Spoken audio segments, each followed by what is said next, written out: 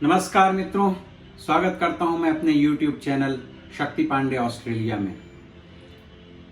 और देर न करते हुए शुरू करते हैं माई लाइफ शब्दों में भाग 12।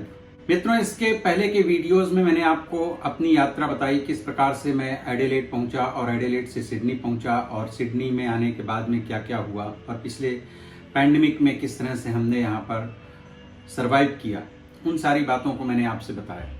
अब लेकर के चलता हूं मैं आपको सुदूर समय के हिसाब से भी और डिस्टेंस के हिसाब से भी।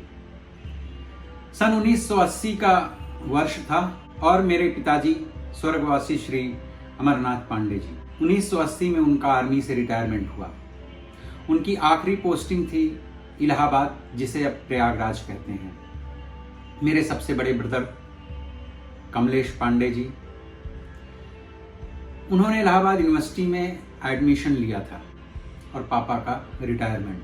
हम लोग छोटे छोटे थे, सभी भाई बहन, और इलाहाबाद रेलवे स्टेशन पर खड़े थे। मेरे ब्रदर अपने एक और मित्र के साथ में हमको छोड़ने आए हुए थे। बहुत सारा सामान था, क्योंकि एक फौजी जब कहीं एक जगह से दूसरी जगह अपनी फैमिली के साथ में ट्रांसफ़र होते हैं तो उनके पास पूरा घर गृहस्थी सब उनके साथ ही होती है।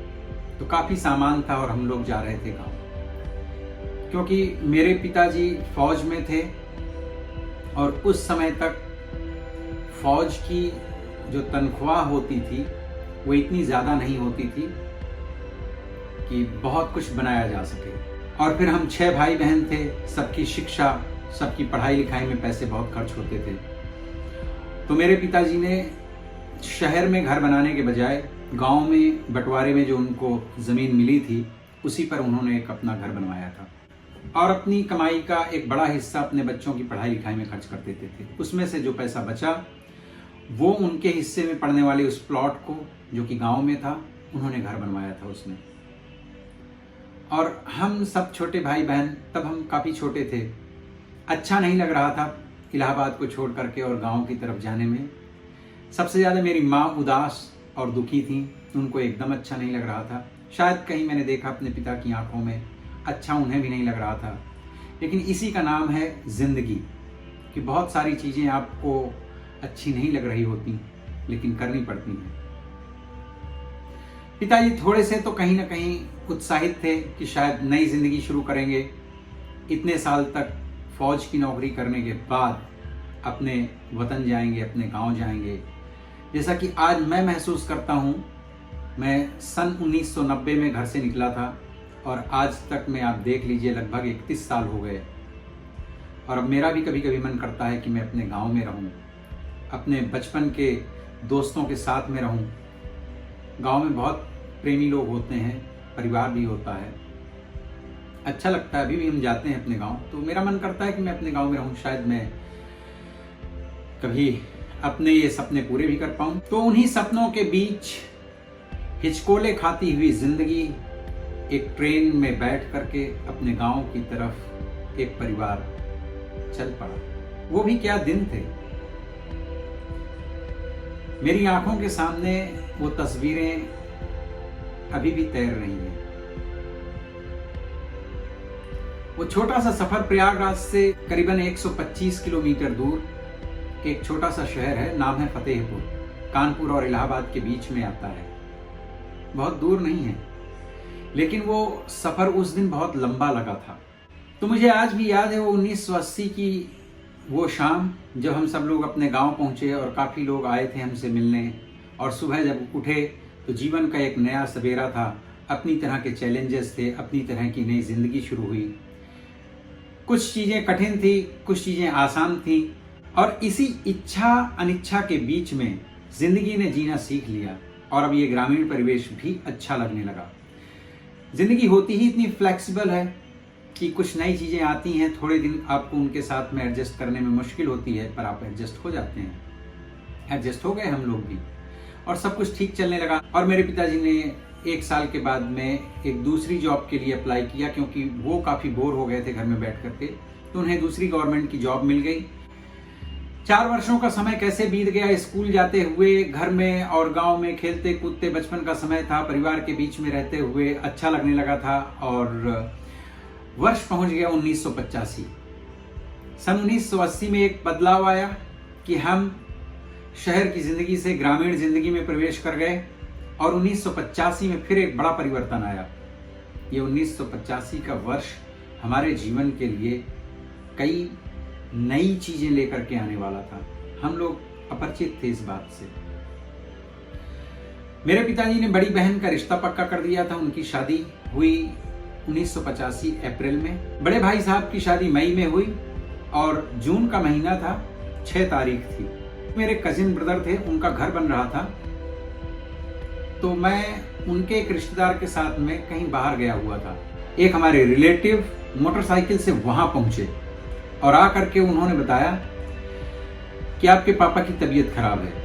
देखिए, मेरी इतनी उम्र तो नहीं थी कि मैं चीजों को अच्छी तरह से समझ पाऊं, लेकिन मुझे अंदर से ये लगा था कि तबीयत खराब भर के लिए इतनी दूर कोई मुझे लेने नहीं आता। मुझे खबर भेज दी गई होती किसी और के द्वारा, और शायद कुछ ज्यादा गड़बड़ है, शायद कुछ बुरी न्यूज है।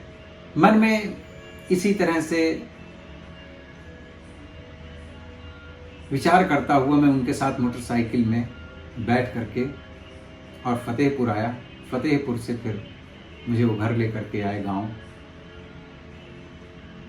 6 जून 1985 का दिन था। मैं जब अपने घर पहुंचा तो घर के सामने पूरा गांव इकट्ठा था और मेरे पिताजी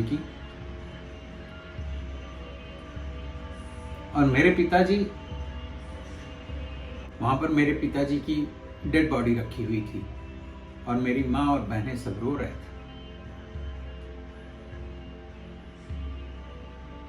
छह जून 1985 ये हमारी जिंदगी का ऐसा दिन था जिसे हम चाह कर कभी नहीं भूल सकते, क्योंकि उसके पहले हम सभी भाई बहन सिर्फ स्कूल कॉलेज जाते थे।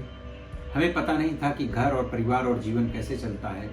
हमारे पिताजी अकेले इंसान थे जो कमाते थे और जिनकी वजह से हम सब सरवाइव कर रहे थे। सच तो यह है कि उसके पहले हमें पता तक नहीं था कि हमारे खेत कहां पर है, खलिहान कहां पर है, कहां से पैसे आते हैं और कैसे हम पढ़ाई लिखाई करते हैं, कैसे सरवाइव करना है। सच बात तो यह है कि अपने पिता के बगैर हमको जीना नहीं आता था। पता नहीं इन बातों से आपका कोई सरोकार है कि नहीं है, लेकिन जिसने भी बचपन में अपने किसी पेरेंट को खोया होगा तो शायद वो इस बात को रिलेट कर पाए कि किसी ऐसे व्यक्ति का साया उठ जाना जिस पर आप पूरी तरह से निर्भर हों कितना कठिन होता है। उस दिन नहीं पता था कि इसका नतीजा क्या होगा, बिल्कुल नहीं पता था। मेरा उनके साथ में अलग स्तर का अटैचमेंट था। पापा जब घर आते तो सबसे पहले मुझे ढूंढते थे, जाते वक्त भी वो मुझे ढूंढते थे। और मैं कई बार, क्योंकि बचपन का दौर था, तो मैं कहीं खेलने चला जाता, कुछ जाता तो पापा मुझे ढूंढ के लाते। फिर मैं पापा को छोड़ने जाता बस स्टॉप तक। वो सब सिलसिला खत्म हो गया एक झटके में। और मेरे बड़े भाई वो इलाहाबाद में थे, और चूंकि गर्मियों का महीना था जून में, और तब इतना कुछ सिस्टम नहीं था, और हम लोग लोअर मिडिल क्लास लोग थे। हमारे पास इतने साधन नहीं थे कि हम अपने पापा की डेड बॉडी को तब तक रख पाते। तो दूसरे दिन सुबह 4 बजे ही हम अपने पिताजी को लेकर के गंगा जी के किनारे गए। अंत्येष्टि क्रिया जो होती है वो हमने सब कुछ किया और लौट करके आए। और उसके बाद शुरू हुआ जीवन का महासंग्राम। यहाँ पर एक बात मैं आपको बताना चाहता हूँ। प्रकृति हमें आने वाले समय का संकेत देती है। हो सकता है आप लोग इस बात को व्यर्थ और अंधविश्वास समझें, लेकिन मैं इन बातों पर विश्वास करता हूं। मेरे पिताजी की मृत्यु के 3 दिन पहले मैंने एक सपना देखा था, और ये समझ लीजिए इतने वर्ष हो गए। 1985 में मेरे पिताजी की मृत्यु हुई थी, और तब से लेकर के और अब तक वो सपना मेरी आंखों में उसी तरह से बसा हुआ है। मैं कभी उसे भूल नहीं पाया। मैंने देखा कि ऐसा मौसम है जिसमें बहुत घने काले बादल होते हैं और जबरदस्त बारिश हो रही होती है, अंधकार में होता है, चारों तरफ अंधकार था और मैं बीच दलदल में फंसा हुआ था। मैं कोशिश कर रहा था कि पैर उठा करके आगे बढ़ सकूं, लेकिन बहुत मुश्किल से एक एक पैर उठा पा रहा था। एक एक कदम उठाने भारी पड़ रहे थे और मैं बहुत डरा सहमा हुआ चारों तरफ दूर दूर तक देख रहा था कि कोई मेरी मदद के लिए आ जाए, पर दूर दूर तक वहां मेरी मदद के लिए कोई नहीं था। और यह सपना मैंने उस उम्र में देखा था, अपने पिताजी की मृत्यु के जस्ट 3 दिन पहले, और लगभग 4 से 5 बजे का समय था। और मैं उठ करके बैठ गया, मेरे आंखों में आंसू थे। मुझे समझ में नहीं आया था कि इसका मतलब क्या है, लेकिन उस सपने से मैं डर गया था और आज तक मैं नहीं भूल पाया। ये प्रकृति ने मुझे 3 दिन पहले संकेत दिया था। ये प्रकृति का, नेचर का संकेत था कि तुम्हारे जीवन में बहुत कठिन समय आने वाला है। शायद इसीलिए मैं दूसरों के दर्द को बेहतर समझ पाता हूं, शायद इसीलिए दूसरों की तकलीफों को मैं बहुत करीब से अनुभव कर पाता हूं और मैं कभी किसी की तकलीफ को इग्नोर नहीं कर पाता, अवॉइड नहीं कर पाता। शायद दया, धर्म, दया भाव, ये सब कुछ जन्म ही इसलिए ले सका मेरे अंदर क्योंकि मैंने बहुत सारे दर्द सहे थे। मेरे पिता की मृत्यु के बाद मैंने उन लोगों को बहुत निकट से देखा जिनको मैं पहले भी निकट से देखता था, जिनके चेहरों पर मुझे देख करके मुस्कुराहट होती थी, जो बहुत प्यार से बात करते थे, कई बार बड़ा आदर भी देते थे। मेरे पिता की मृत्यु के बाद वो जो धोखे के बादल होते हैं ना, वो छटने लगे और असली चेहरे सामने आने लगे। सभी के असली चेहरे सामने आने लगे, समाज के, सोसाइटी के, कुछ हद तक रिश्तेदार, कुछ हद तक परिवार के।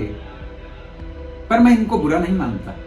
वक्त चीज ही ऐसी है, अगर बदल जाए तो जिंदगी में खुशियां, और अगर बदल जाए तो जिंदगी में दुख कितने आएंगे काउंट करना मुश्किल हो जाता है। बहुत सारी बातें अपने मन की किसी से कह नहीं पाता था। पिताजी की मृत्यु के बाद परिवार की आमदनी के सारे स्रोत बंद हो गए।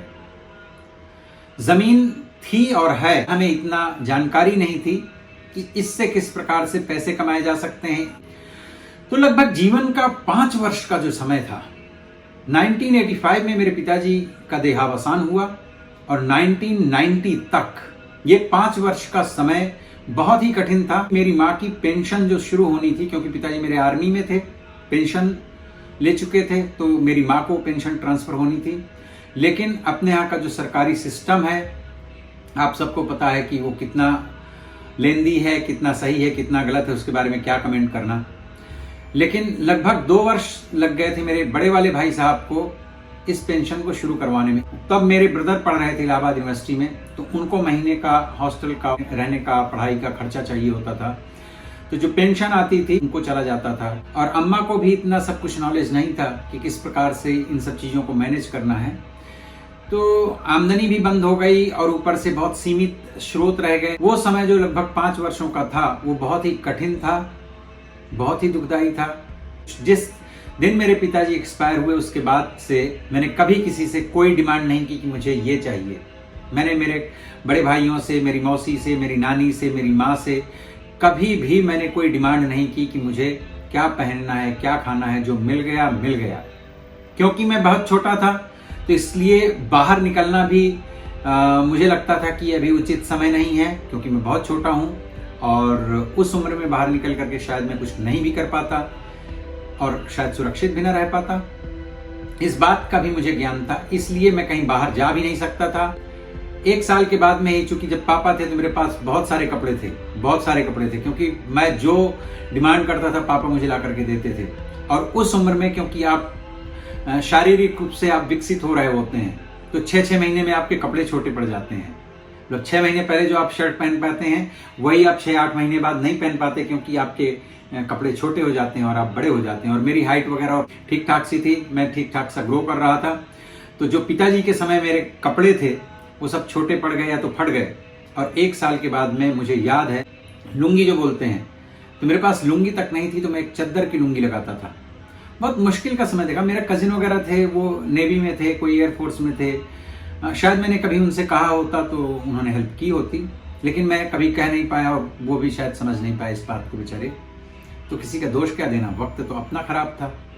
लेकिन उस वक्त ने सिखाया बहुत, और उस वक्त को मैंने काटा कैसे, ये यहाँ पर एक चीज मेंशन करना चाहता हूं मैं, कि पिताजी के न रहने के बाद में जो ग्रामीण परिवेश है उसमें जब आप कमजोर पड़ जाते हैं तो सबसे पहले तो जो समाज में आपका स्थान होता है वो आपसे छीन लिया जाता है, रिस्पेक्ट छीन ली जाती है।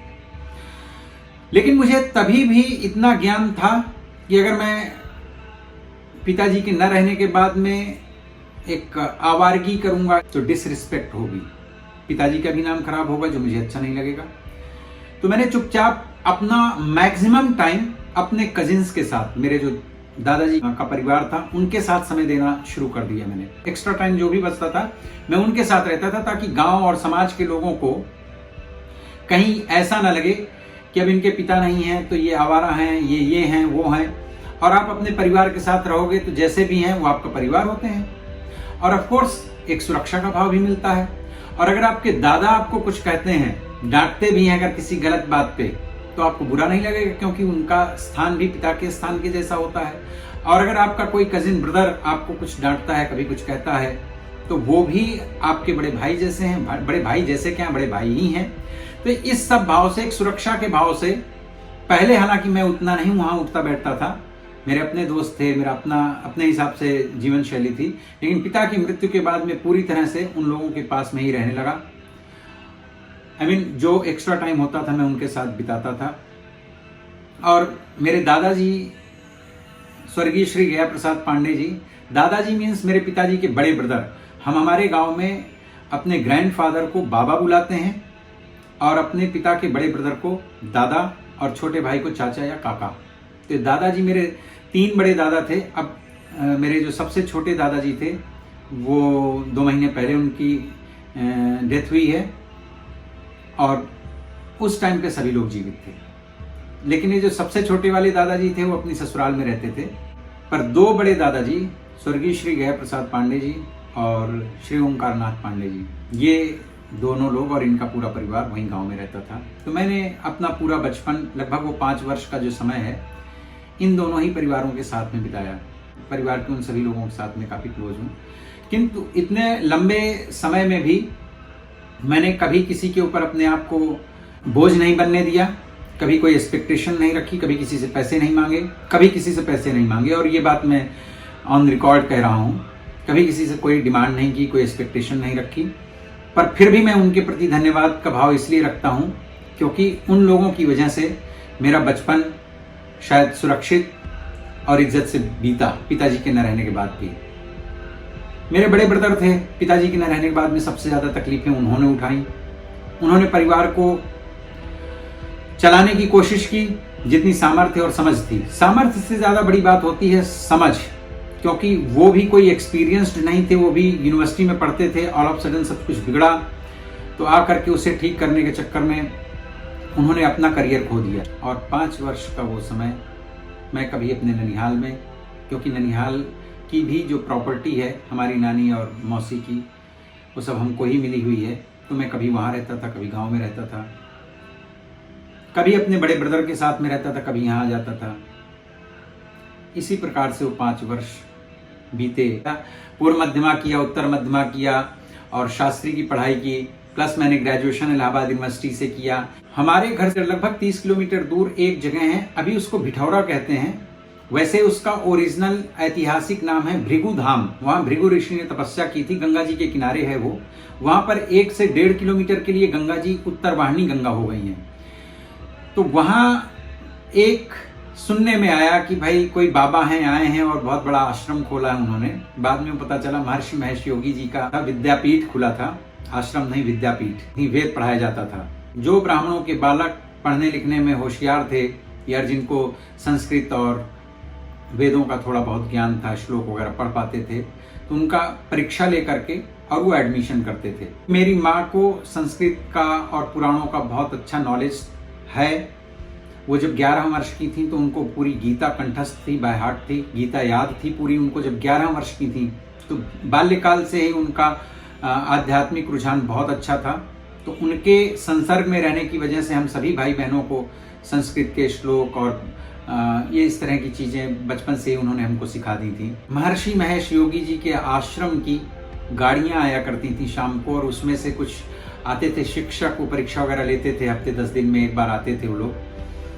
तो एक बार मैंने भी परीक्षा दे दी, और मेरे साथ वहाँ मेरे एक मामा जी हैं, तो वो मुझसे साल या 2 साल बड़े हैं, भानु कुमार अवस्थी नाम है उनका, मेरे बड़े अच्छे मित्र हैं। क्योंकि रिश्तों में अगर मित्रता का भाव हो तो रिश्ते बहुत अच्छे हो जाते हैं। बाकी तो युग ऐसा चल रहा है कि यहाँ पिता पुत्र के बीच में संबंध नहीं अच्छे रहते हैं, तो रिश्तों के नाम पर तो कोई चीज़ बहुत अच्छी होगी ऐसा नहीं कहा जा सकता। लेकिन अगर किसी भी रिश्ते में मित्रता के भाव शामिल हो जाएं तो संबंध बहुत अच्छे होते हैं। मैं उनके बारे में आगे बात करूंगा दूसरे वीडियोज़ में।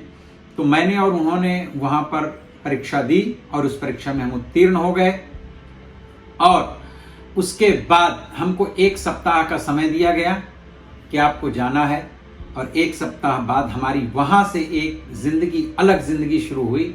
उसके बारे में मैं आपको नेक्स्ट वीडियो में बताऊंगा।